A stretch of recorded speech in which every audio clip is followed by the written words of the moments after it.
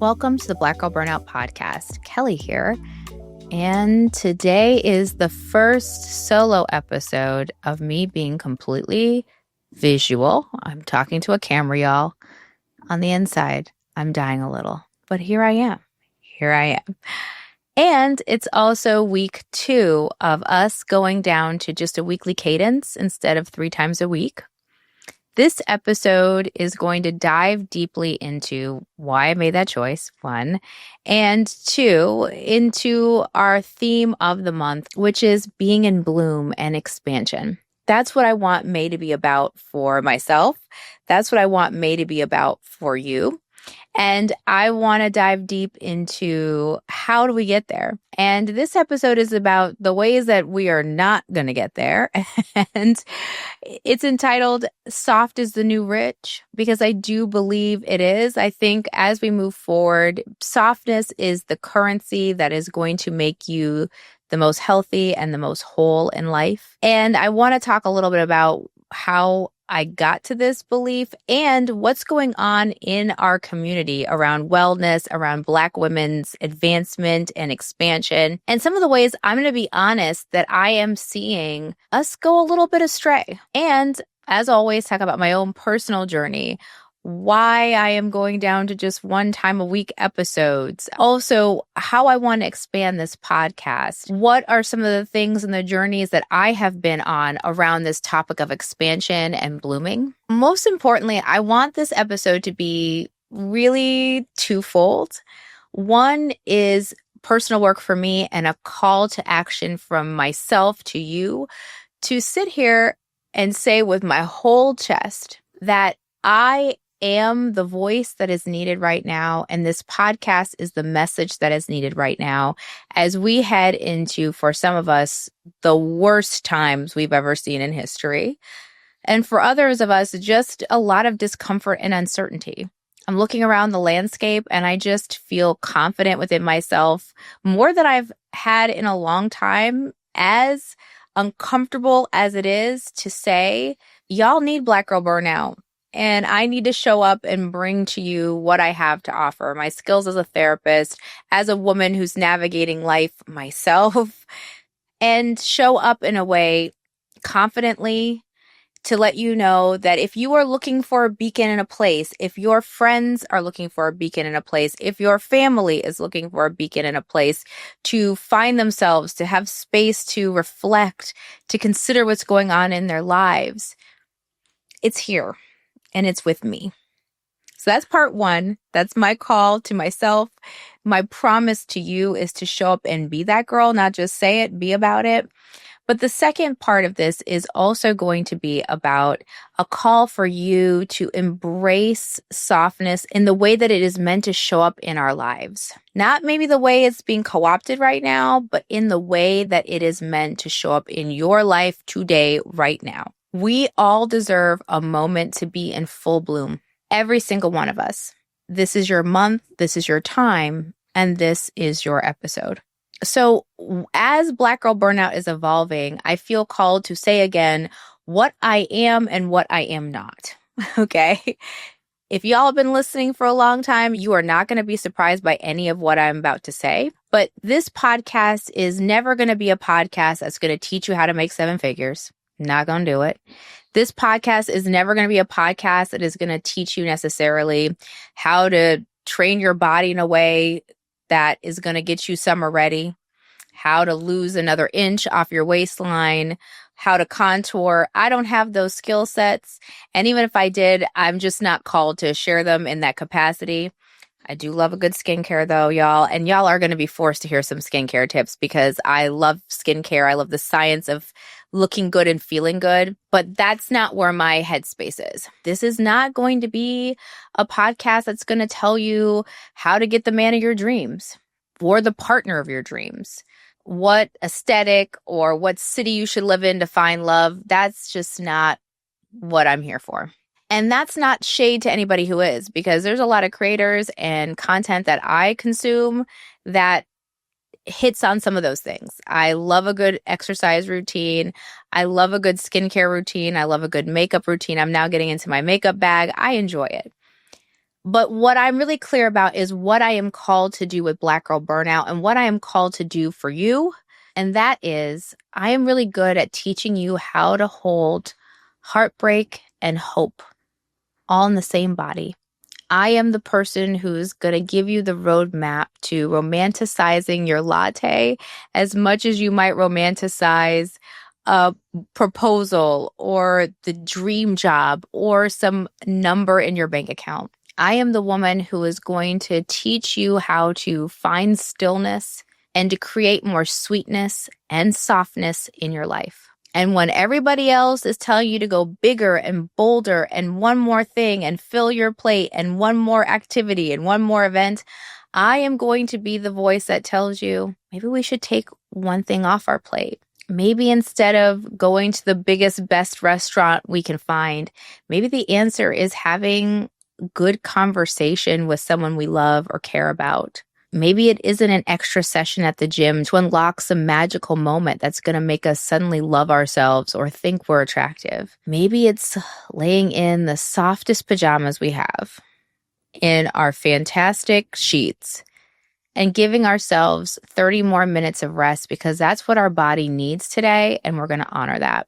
Because here's the thing, I have done most of everything, and I've done it wrong, and I've done it right. I'm 43. I have done the exercises. I have had the baddie body. I have had the body that I have hated, or I couldn't look at myself in the mirror. I've held both realities. I have been excited about partnership, and I have been blissfully single. And while I have still much more to do in my life, and by no means do I feel like at some magical number of 43, it's all over for me, I am not your auntie. I do believe I have a voice and a perspective worth sharing. I have the voice and the perspective, one, as a mature woman who's done her healing work and is continuing to do her healing work. I also have the voice and perspective of a licensed therapist who specializes in anxiety management and burnout. Literally, those are my specializations. I am that woman to tell you how to regulate your nervous system, which we will be talking about. I am that woman to teach you how to interrupt your thoughts when they're overwhelming you. I am the one to teach you how to create a soft and successful life. Because around here, we're not choosing between the two. We are stepping fully into both. It's something I'm doing for myself. It's something I want just for you. And you're going to get it because this podcast is going to help you. And more importantly, you're going to do the work. You've already showed up, you're listening. So when I talk about softness, what do I mean about that in practical ways? And what are some of the ways I think softness in our culture is being co-opted and made into a look versus a behavior? Let's start there, actually. One of the things that is concerning me as I look across the landscape is that as things get harder, people are adapting to the hardness and the harshness by doing more. And they're mistaking expansion for more. So I want to be expansive. That means I take on one more job. I take on one more yes. I do one more event. I go on one more date. I add one more day to the gym. It's more, more, and more. And I'm going to argue, more so in the next episode, that actually to be truly expansive, sometimes what we need to do is the opposite, to take a step back, to instead of expand, do something called contract or pull back in. More to come on that. But as I look around the space, as I see people terrified by the attacks on DEI, how it's scary to say Black these days. Now wellness feels like it's the kind of work none of us wanted to do. Like it just feels hard. It feels like trauma dumping. It feels like hard, harsh work. And I'm here to tell you that I'm a little worried about what I'm seeing. And I think we might be losing the plot a little bit. The fact is softness is not going to be unlocked by a dollar amount. Softness is not going to be unlocked by a waist measurement. Softness is not going to be unlocked because you found the partner of your dreams. It's not going to be unlocked because you got the job and the bag and everything professionally you ever dreamed of. It's not how it's going to come. And while there is a need to learn how to professionally develop yourself, how to find love, how to get the body you feel most comfortable in, all of that is just fine and good. But do not confuse that as the magic key that is going to unlock things like personal satisfaction, self-love, and true joy and abundance.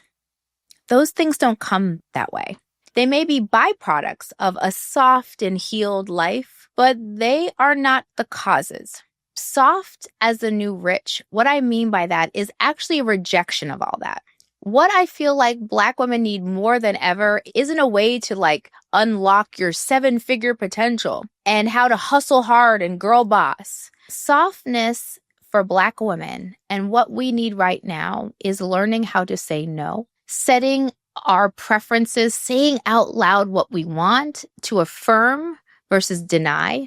It means finding your people, your community, your partner, your family, knowing how to discern who your people are and bringing them close to you, holding them tenderly and softly. Understanding what makes you rich is the ability to sit down in your house after a long day and feel regulated in your body, have your nervous system be calm. Soft is finding a partner that makes you feel safe and makes you feel like a sigh of joy, of relief versus tension. It isn't pushing to do 5 more reps. It's actually about looking in the mirror and celebrating every curve or scar or cellulite or stretch mark that you see and loving that body dearly because it got you where you need to go today. And that you are proud of what you look like, no matter what size, no matter what measurement, and that you move your body because you cherish it, because it brings you joy, because you want to feel strong on the outside as you feel on the in. That is the wealth we all need to be chasing. That is softness. Going to bed not riddled with anxiety, with your mind racing with all the things you need to get done, the things you didn't do, the crises you feel that you're on the brink of having. That's not what we're here for. Softness is silence. It is sitting in your body and feeling at peace. It is what Resmaa Menakem said when he said it's doing the work, it's the reps. It's the being still long enough to hear what's not working in your body and to love your body enough to tenderly tell it, I'm listening. I wasn't before, but I am now. That is the softness that we are chasing. And that is the softness that is going to bring you abundance. And here's the thing. Softness and living a soft life, I've never met anyone who's truly doing the work. Not fronting, but truly doing the work. That isn't also financially okay, sometimes better than okay, doing real well. Who isn't happy, who doesn't have true joy, not those momentary flashes because some goal got checked off your list, but actually soul satisfied. That is the softness we are chasing. The person that's just I like me, y'all. I worked hard to get here and I like the body I'm in, not because of the way it looks, but because of the way it feels to be me now. It actually feels good. That is the softness we are chasing. And anyone who is trying to guide you differently, take what's magical about what they're saying because there's probably some amazing nuggets in there. But understand that a sit-up isn't going to get you softness. A contour isn't going to get you softness. A job opportunity isn't going to get you softness on its own if what's inside here isn't doing the work to be soft. And I say this as a person who's entering this field and this space as a creator who has made some mistakes myself. Let me tell you what soft isn't. Soft isn't 435 episodes of a podcast done within 3 years. Softness isn't spending thousands of dollars of your own money to develop and independently produce a podcast without any understanding of how finances are structured around podcasting, around monetization. All of that was brand new to me. I have made mistakes too. It is crazy work to me that I spent 3 years telling you all about burnout recovery and how to opt out of struggle. And then behind the scenes was going through the worst year of my life last year, by far the worst year of my life, where I almost lost both of my parents to death and did end up losing my father, unfortunately, where I experienced my parents in the hospital 12 times in 6 months, where I had to travel 10 hours sometimes one way to get to them, to caretake for them, and never missed an episode of the Black Girl Burnout podcast. And churned out, I don't know, 100 and something episodes that year. That is crazy work. I'm here to tell you that. That is not alignment. And that is not soft living. And guess what? Spoiler alert, I felt depleted. And by the time the year ended, and for those of you OGs who've been listening all along, you know I ended up with shingles. I missed a whole month of being with my dad before he passed because I was too sick to be with him when he was well. I have learned the hard way that pushing yourself, adding really harsh and hard goals, keeping unrealistic standards will only have you missing out. I do not want to burn out. I do not want to lose what I love. And that is what has moved me to really push for soft is the new rich. Because right now I'm not chasing a dollar amount, I'm chasing a feeling. And guess what? The dollars will come afterward. Last year, I chased crisis. And I forgive myself. There's not much I could have done about a lot of what was happening. This isn't judgment or harsh criticism of me. It's just an acknowledgement that I was chasing and reacting to crises and not chasing softness. But this year, I have the blessing and the opportunity to reflect and think and choose differently. And I am choosing differently. I am showing up even more in alignment with how I speak. Because while I don't think I was a huge hypocrite, like I was lying to y'all and I'm doing none of what I practiced, I was practicing a lot of what I preached, but I wasn't fully. And now I have the opportunity to do that and the opportunity to help you do the same. You are worthy of finding that beautiful space where you are living in true alignment with who you are. To that end, I am also calling on myself to opt out of what I'm seeing around me, which is this like extra, I call it the aestheticism of podcasting. Yes, I'm going visual. Yes, I'm not happy about it. And some of that is my own visibility wound stuff. Like I feel really vulnerable when I'm out in front of the camera. I've had some really bad experiences. That's another story. Save for my therapist. There's a lot of trauma around showing up because there's a lot of haters. I've had a lot of haters in my life do some really toxic and terrible things to me when I stood forward, all because they were jealous. Part of it's that, but part of it's also me standing in front of a camera like I am now, owning my space, owning my expertise, and also simultaneously having the power to reject what I think has become like capitalism and superficiality in the wellness industry.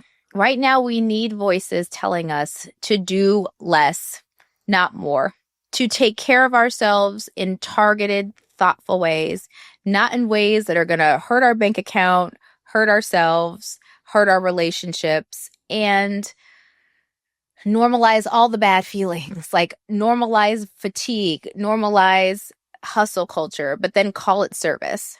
Because that's where I was. I was just hustling and struggling and trying to make it in 2024 and then wrapping it up and calling it wellness.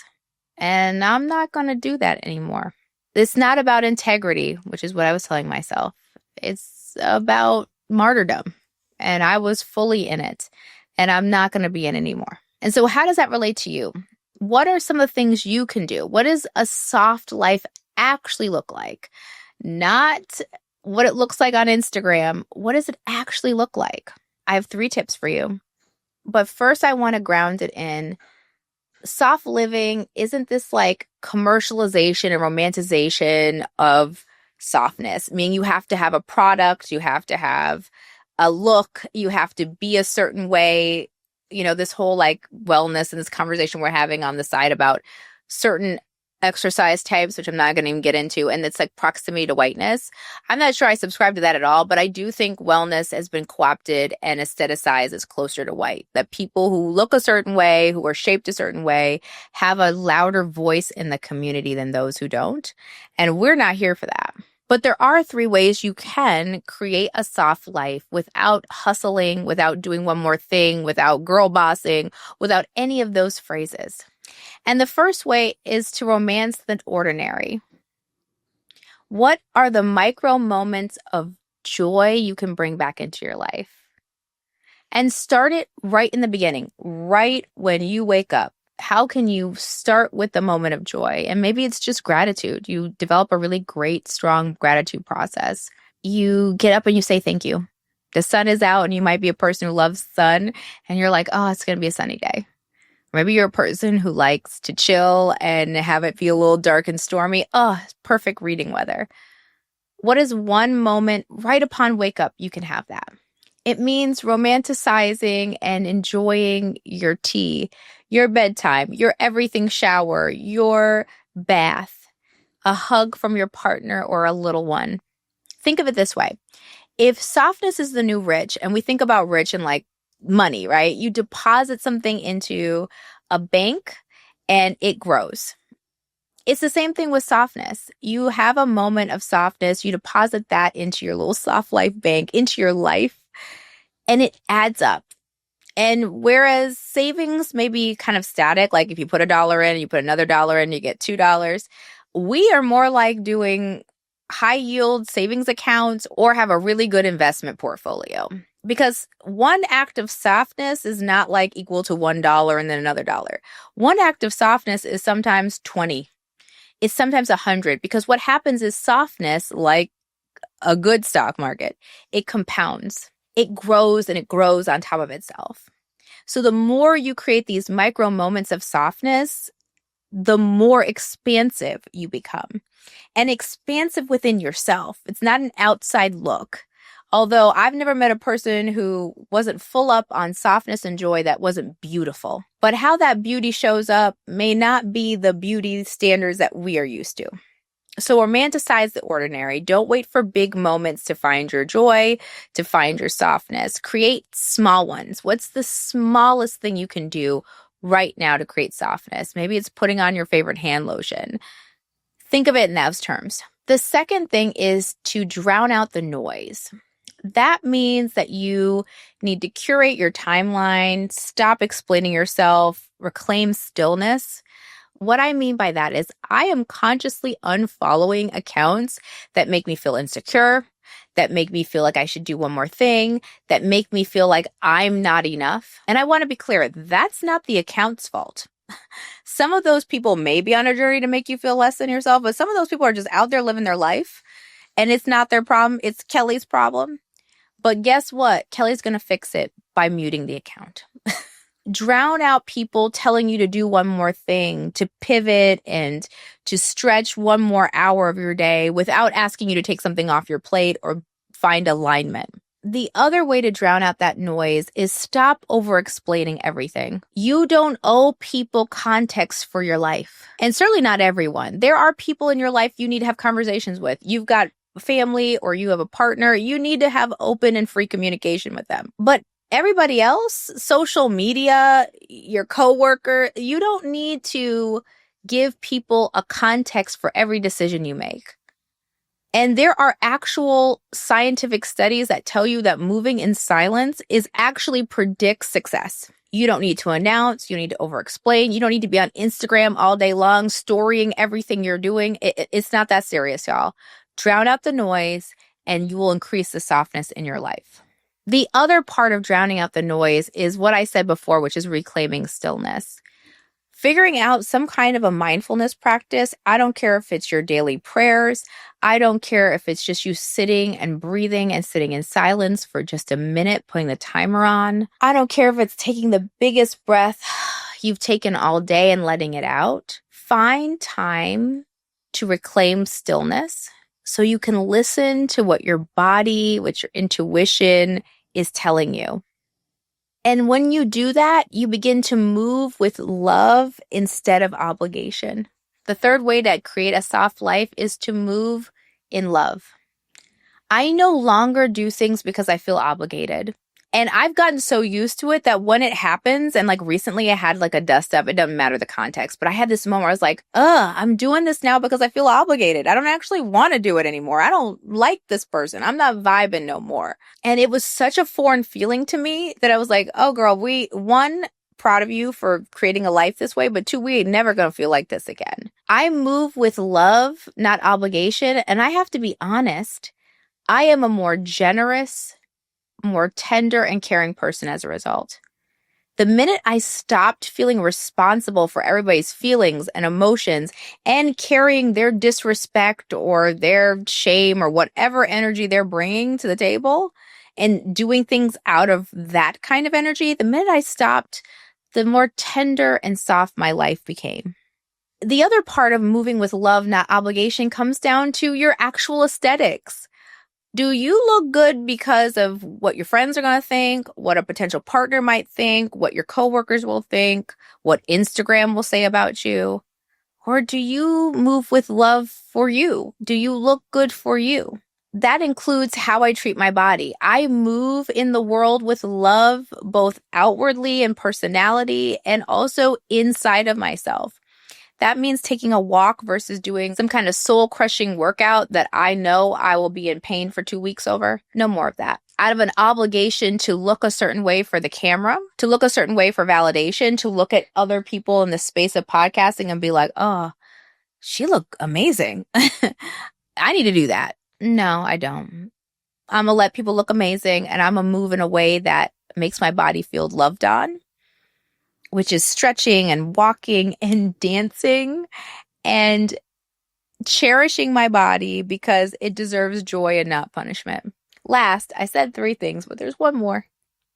And that is what we're going to talk about in the next episode, which is the ability to know when to contract or pull back to get a little smaller before you get big. And that actually getting a little smaller and listening to your inner voice and pulling and paring some things down out of your life is the key to expansion. So as we tee up for next week's episode, which is all about how to get smaller, to shrink a little bit before you expand, what's one thing you can take off your plate and release this week to create softness? It doesn't have to be perfect. But what's one way you can bring more softness into your life by taking something out of your to-do list? Also, maybe consider what are some micro moments of softness you can bring back into your life that you have been missing? Is there something that you can reintroduce that brings you some joy? Last week, I went and saw Pride and Prejudice, the 20th anniversary.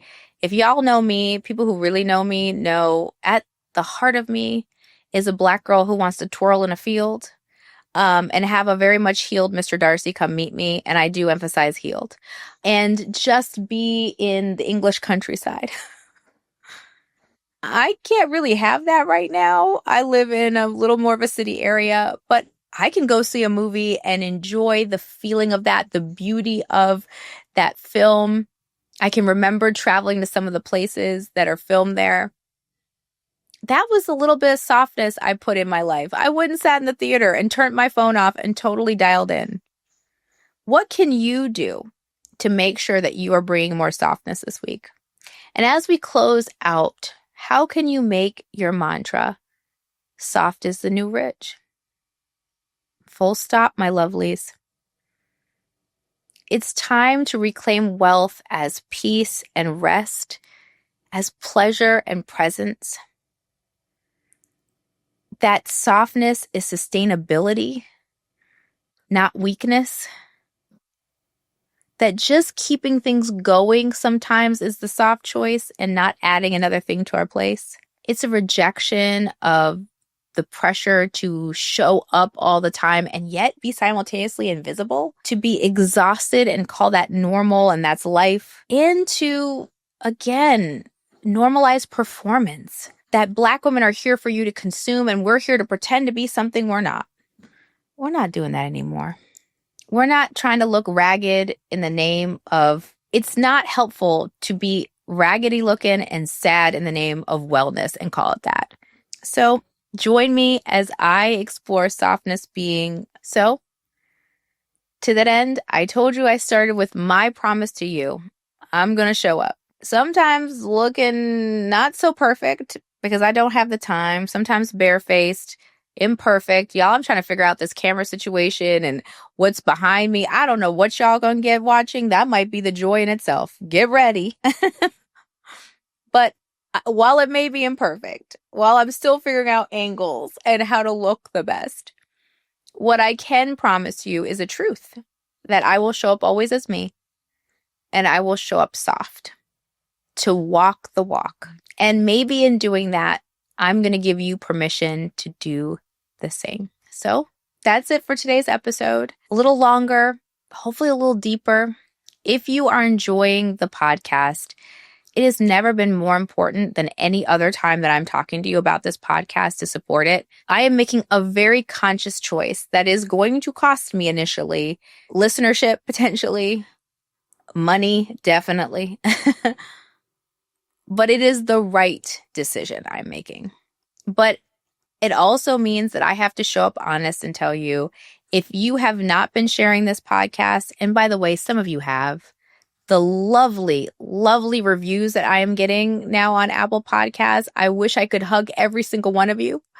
Thank you, thank you, thank you for the way that you have poured back into me as I have poured into you. I am so grateful.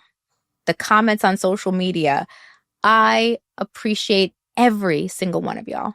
And my ask is, if you haven't, consider sharing and promoting this podcast. If you know somebody in the press or PR world who is going to help put the message forward, Black Girl Burnout needs to be at the top of people's lists. And some people don't even know it exists. If it's at the top of yours, let people know it should be there. Follow me on Instagram and TikTok at Black Girl Burnout. What I love about what I'm doing is I'm really creating an expansive platform where you are not going to get the same thing everywhere you go. You're going to get something different. You're going to get other pieces of the puzzle that you can pick and choose from, like a buffet, when you feel like it. No pressure.